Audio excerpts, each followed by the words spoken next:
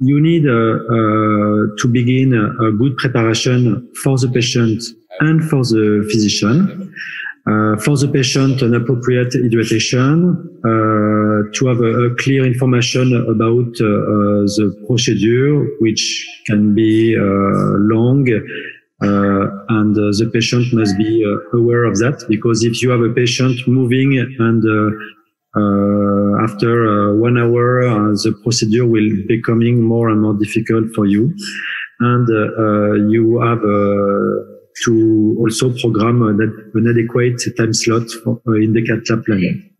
For the physician, and it's very, very important, you have to review very carefully the angio and to have a proper strategy, and a second strategy if the first one is not working, and even a third strategy.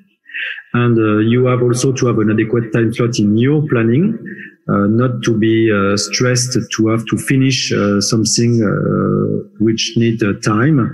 And you have to start the CTO with the release mental power and want to really want to succeed.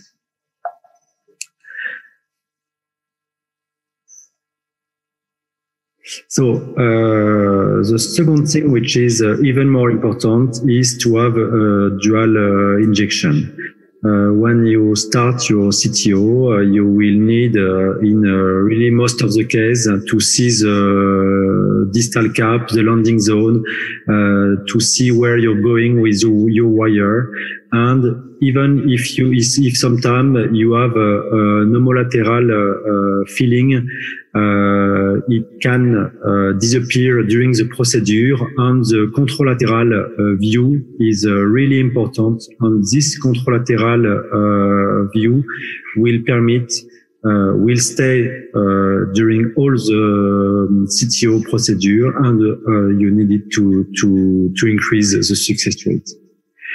So for sure, you can also use the GCTO score and the hybrid algorithm to evaluate the difficulty of the CTO, and that's another major point, because you will not engage a CTO 0 or a CTO 3 the same way with the same strategy, with the same time needed. You have to evaluate and the distal directly. And as I said, the dual injection, the control injection, will permit to assure successful crossing. So when you discuss about CTO, you must discuss about device, and we have a lot of device for CTO, which are costly. You need storage to keep them. You ask always yourself, will I use it often? Is it mandatory? So I have a few slides about the device and to give you my opinion about them. So you can see here all the devices dedicated for CTO, and for sure we can't have them all in the cath lab because it will cost too much. It will take also tue much room in the content. So you have to make a smart choice to be able to perform most of your CTOs, to have a reasonable stock on the CTO box. And it's very interesting also to the 2 microcatheter and perform a trapping in the guiding. And with only 6 French guiding, you will be limited to use those techniques. So generally, we have 2 guiding catheters, 7 French for the left system, which are extra backup 3, 5, and 4. Eventually, the 375, and 2 for the right system, AL Amplatz left one and 3DR. And for sure, you can use them for non-CTO angioplasty. It's very interesting when you perform angioplasty of a big left main with two big branch, or when you perform a left main with a trifurcation, to be in 7 French. It will be much more easier and much more comfortable to perform the angioplasty. Eventually, when you have taking care of a myocardial infarction with a lot of thrombus, and you want to make a thromboaspiration in 7 French, it's also very interesting to have those bigger guiding catheter.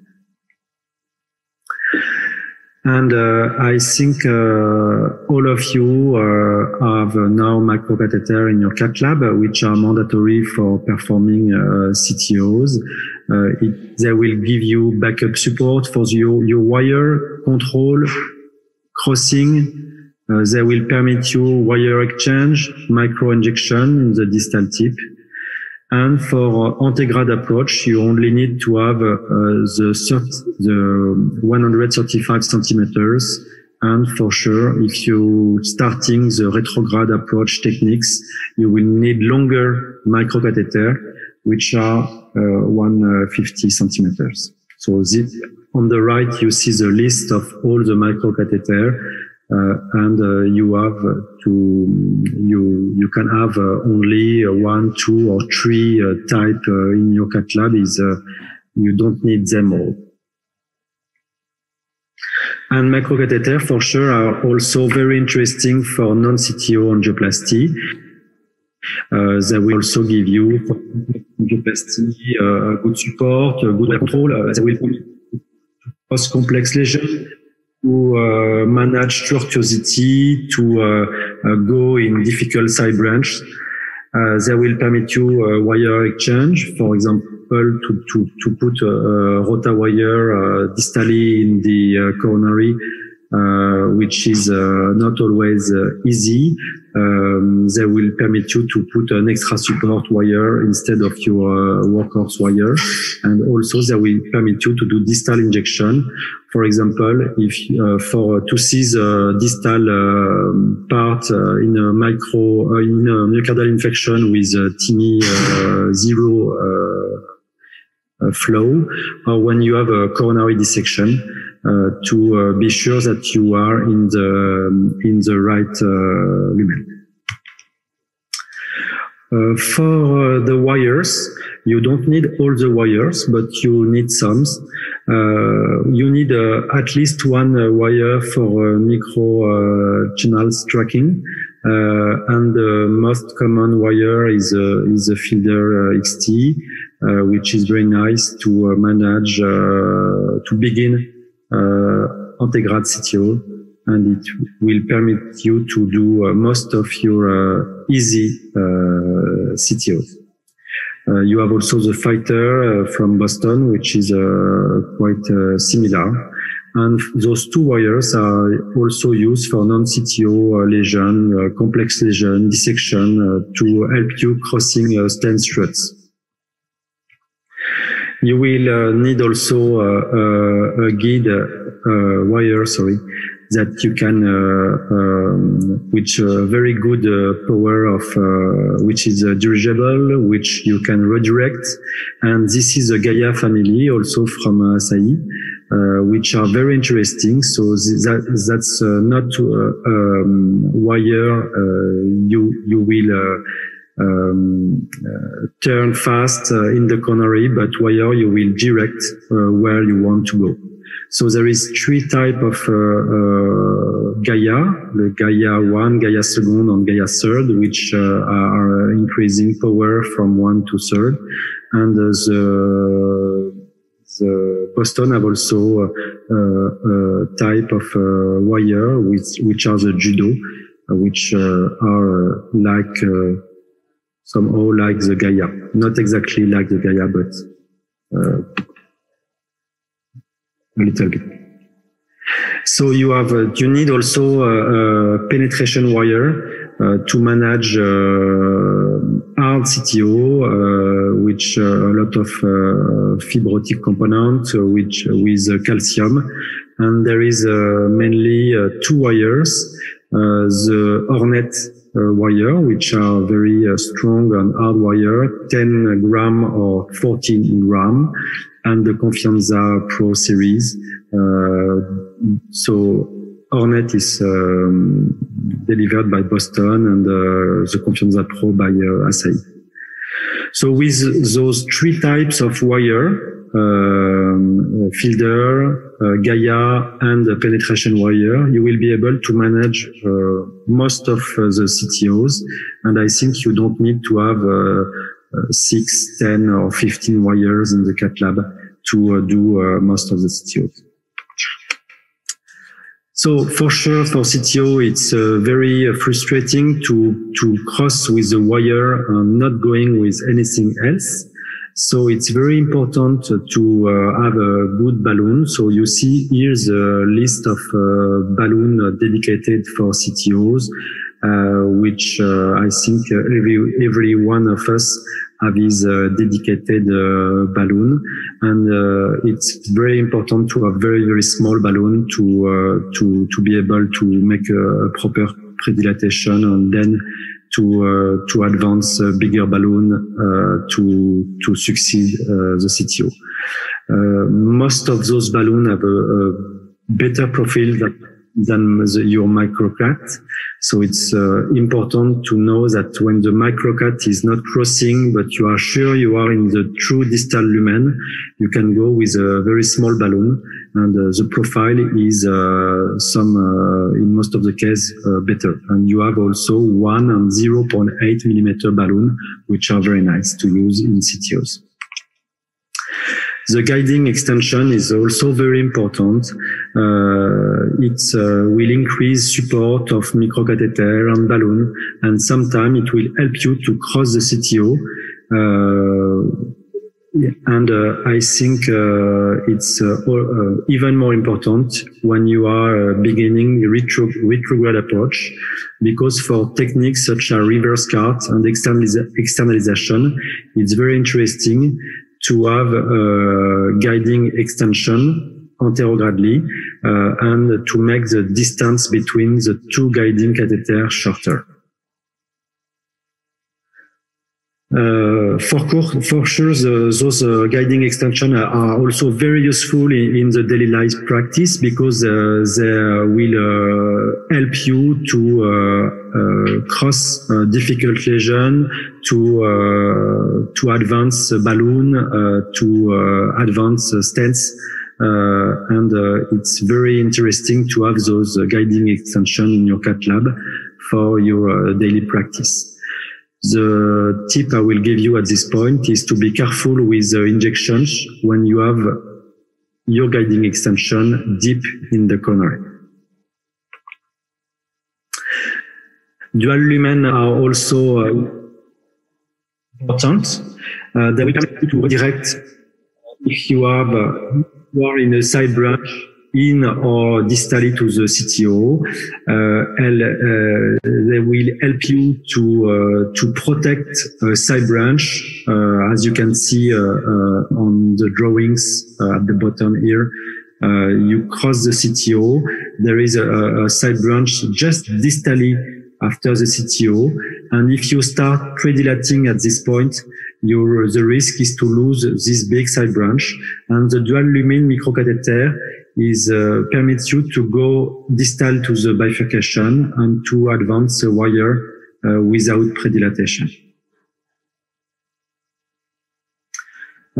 For sure, they are also very useful every day to access difficult side branch, to manage tortuosity, to go to a difficult strength. It also will be very helpful for a coronary dissection to help you find the true lumen, or in a more rare case, when you have a spontaneous coronary dissection, to perform a fenestration of the coronary with a hard wire.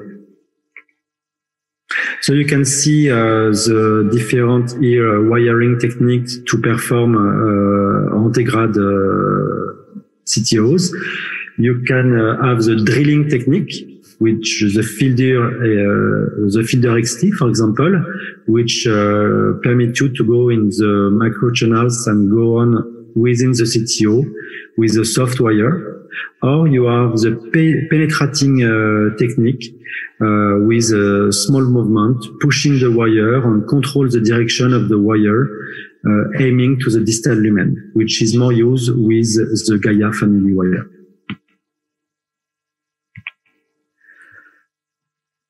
The parallel wire technique is very. It consists of put the first wire, and you see that the first wire is not going where you want. It's going it's not going in the right direction. And instead of removing this wire and try to go elsewhere, you can leave it. Where is it? And take a second one. And the first wire you let in place will be a very good marker to be sure that you go in a different way and in a better direction. So the parallel wire technique is very useful, and it's really worth to be used for Antegrad CTOs. Very short word about Antegrad dissection reentry, which is, as you know, technique which consists to go in the false lumen, to go distally to the CTO, and then with a dedicated device, mostly with a Stingray balloon, to puncture the distal part of the artery and go back in the true lumen. So this is very interesting in some case, but it's not for beginners. You have to be proctor to do your first cases of Stingray balloon, and it's. I think this technique needs a little bit more experience than just beginning the Antegrad approach for CTOs. You can also use IVUS to help you to see the puncture site. So generally, to use the IVUS, you need a large side branch just before the CTO, and it will permit you to see exactly where to puncture and if your wire is going really in the CTO. And for IVUS, you will need a very big guiding catheter, at least 7 French, but it's better even to be in 8 French guiding catheter. You have also for starting Antegrad CTO, learn to exchange wire and exchange device. So learn to trap a wire in the guiding catheter, use a wire extension, and you can also remove a microcatheter with a flushing technique using the indiflator and give a lot of pressure in the microcatheter and remove the microcatheter without moving the wire. But the easier technique is using a trapping balloon, which is quite easy to do. And when you do so, you always need, after the trapping, to flush, to let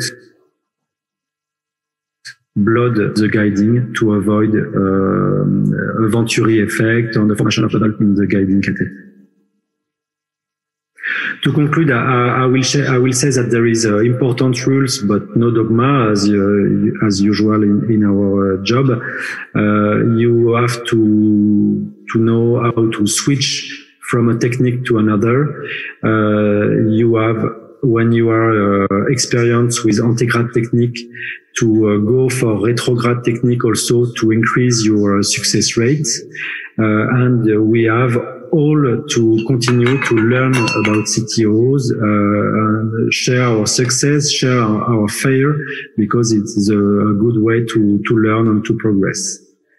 The Antegrad wire escalation technique for the Antegrad approach is very safe. It's nevertheless, as I said before, a kit of pericardiocentesis is useful rarely, but you have to have it. And also you have to learn with these techniques not to inject too often, because if you need time to succeed a CTO, and if after 25 or 30 minutes you already injected 150 or 200 cc of contrast, you will have to stop because of that, and it will be too bad to stop because of contrast and not because of the CTO itself. Thank you very much for your attention. Thank you, Thomas. Let's go for regarding the contralateral injection. You're doing the 7 French in the femoral approach and the contralateral radial. Thank you very much, Thomas. Yeah. I think we are at the end of this first session. Mm-hmm. So I don't know if Ahmed is yes, I'm with you. back. Do you hear me, Terry?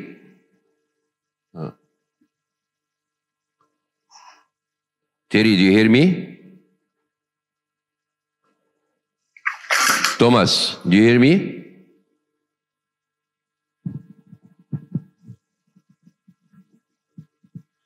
Yeah, Thomas, Hello? do you hear me? Yes. Okay, Terry. Okay, thank you very much. I will start the question number 1 for regarding the technique or the contralateral injection, or what's known as the Colombo, that you do one guiding catheter and the other catheters in the second branch. Do you use only the femoral and radial, or radial, and 2 guidings? One guiding in the vessel antegrade and another guiding for the contralateral, or just guiding and one diagnostic? So it's a very interesting question. I think it's interesting to have 2 guiding, because usually I put in the contralateral guiding a wire in the coronary to be sure that the guiding will not move during the procedure, and that I will not need to take some time and energy to put it back in the coronary. So I like to have a guiding catheter, but it can be only 5 or 6 French.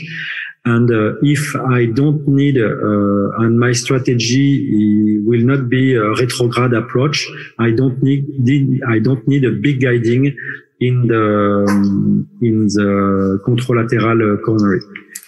If I think that I may use contralateral approach for my CTO, I will go with a bigger guiding, at least 6 French. Okay, again, for the wiring. In case, I will go for 7 French. Okay, Thomas, for the wiring, you start with, you have now GCO 3, for example. It's difficult, it's a long lesion, ambiguous.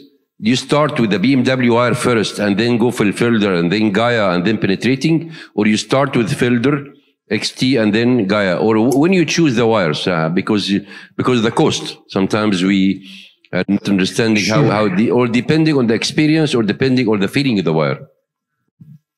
So you must ask yourself, what is my percentage of success with, for example, Felder XT? If I think, honestly, seeing my CTO, that the percentage is above 75%, I will say, okay, it's worth trying this wire, and I will go for the Felder XT, because I think with this wire, I will have a good success rate.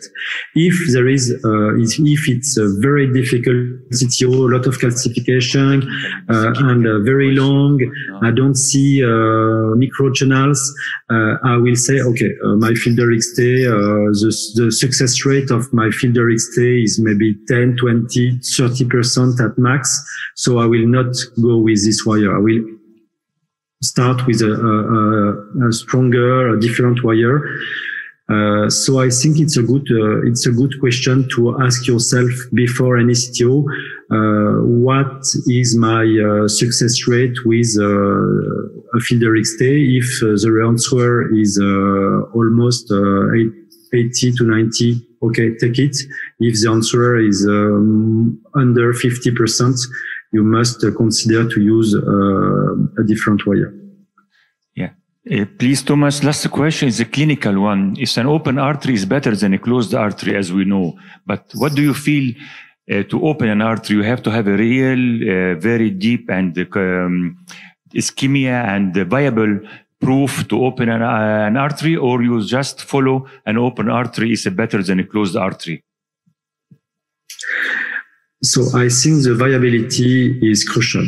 You don't need, and you must not open a big artery with no viability, because it's not good for the patient.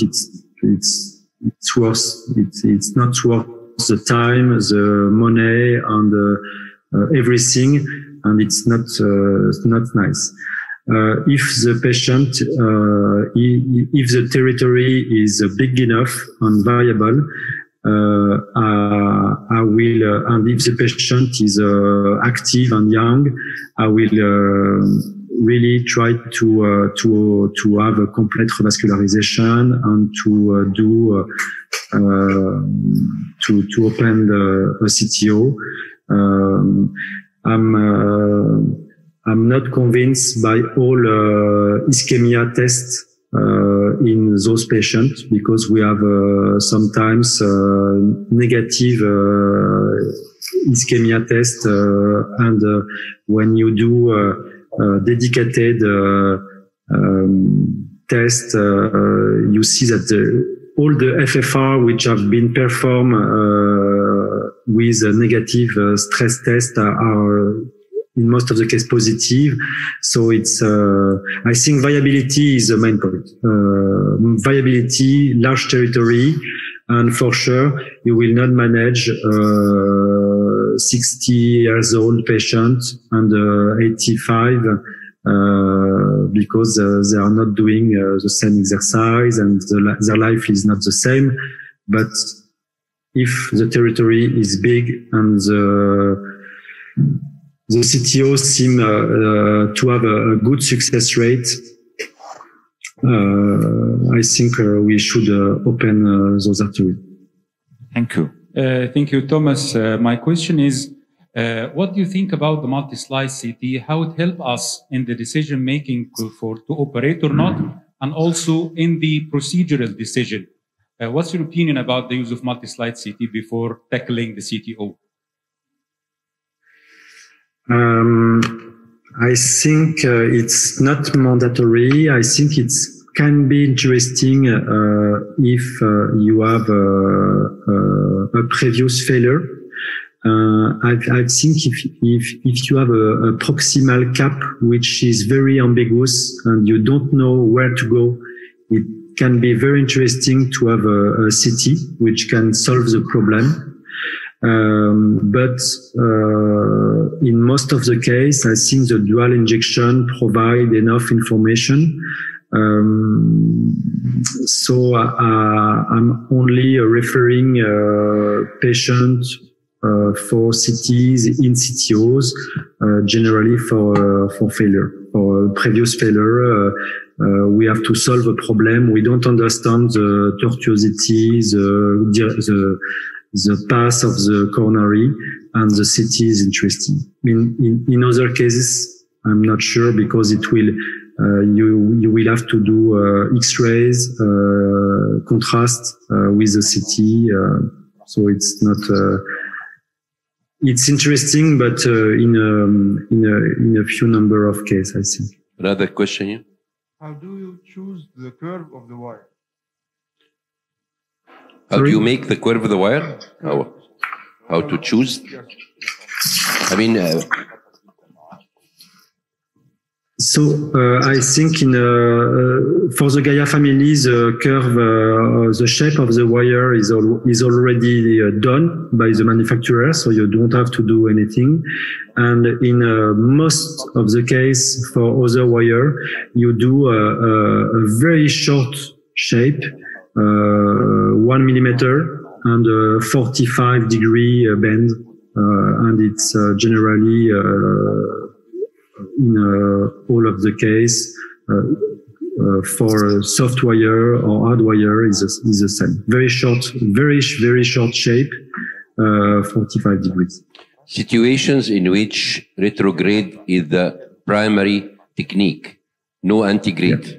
And when do you do hybrid in your cath lab? Sorry? When do you... I mean, two questions. One, what is the situation in which you do only retrograde? Don't do it antigrade. Don't try it antigrade.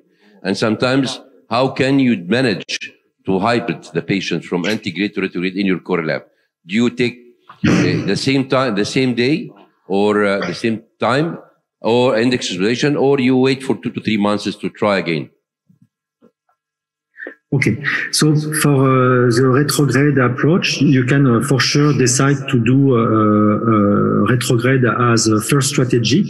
For example, in ostial lesion, if you have ostial LAD, you don't see any proximal cap or an ostial RCA, you will not be able to engage anterogradely. You can say, okay, this is a good retrograde case. If the lesion is very, very long, also retrograde is a good approach. If the collateral are nice, if you have a nice septal channels. And it's very important also to know how to switch strategy and not too late, because I think when you see that one strategy is not working, you are going antegradely and you fail with the feeder extase and with the Gaia 2 or 3 going in the false lumen, and you say, okay, it's a good time to go for retrograde approach. So you have to ask this question not too soon, because you have to let a chance to the antegrade approach, but not too late, because if you start the retrograde approach after, for example, 2 hours of fighting antegradely and a lot of contrast and a lot of energy, there is a few chance to succeed retrogradely, because you will be tired and you will be forced to stop because you will have delivered too much contrast. And so to switch strategy is also a question of timing. And if I fail the CTO and I want to stop, which is a very good option sometimes, you have to say, okay, I will not do better today, and it's not the time to go retrogradely. Generally, you say perfectly right. It's worth waiting 2 or 3 months to permit the coronary to have a good cicatrization and to have a better chance to succeed retrogradely. When do you stop? Do you have something radiologically, I mean, that you have in your core lab, according to the guidelines, or the amount of contrast, or the duration, or when you the wire pass? When do you stop? Do you have a rule in your core lab? It's not a rule, but it's I think a mix of all what you said. When we arrive at more than 3 hours of exam, when we arrive at more than 250 or 300 cc of contrast, and when we exceed 5 grays of trace, we try to ask someone outside the room, another doctor, and say, okay, that is what I've done so far, and is it worth to go on? And it also depends if you, at this point, if the wire is going somewhere, or if you didn't advance at all in the CTO. So it's quite a balance and a mix, but it's always interesting when you struggle and you see you don't go the procedure is not going as you want, and that you have done a lot of contrast, a lot of X-rays. You spent a lot of time because you will lose a little bit your mind faculties, and it's always nice to ask someone else to say, okay, is it worth I go on, or should I stop? Okay, thank you very, very much. And then for this, we have